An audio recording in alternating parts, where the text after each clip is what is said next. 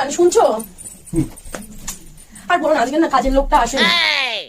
হ্যাঁ, কাজের দিকে আসেনি, ঘরটা নোংরা হয়ে আছে, আমার তো শরীরটা খারাপ না, তাই আমি কি বলছিলাম একটা কথা, এই নাও 2 টাকা নাও, আর তুমি একটু ঘরটা মুছে দাও। 2 টাকা? হ্যাঁ, আমার শরীরটা আমি কাজে দিচ্ছি। এই নাও, আরো 3 টাকা দিলাম, ঘরটা মুছে দাও। ছাড়, নাও 20 টাকাই নাও, এবার ঘরটা মুছে দাও।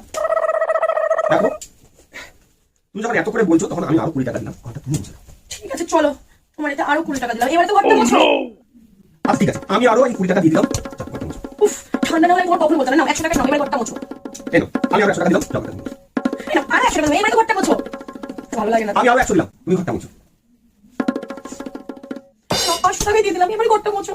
500 টাকা রাখো, ঘরটা মুছো, উদ্ধার করো। তুমি যখন এত করে বলছো তখন আমি মুছে দিচ্ছি। হ্যাঁ, দাদা 500 টাকা দিয়ে নিয়ে বুঝতে পারছি, এতগুলো টাকা না, এটা একটু বেশি হয়ে গেল না? ঠিক আছে ঠিক আছে।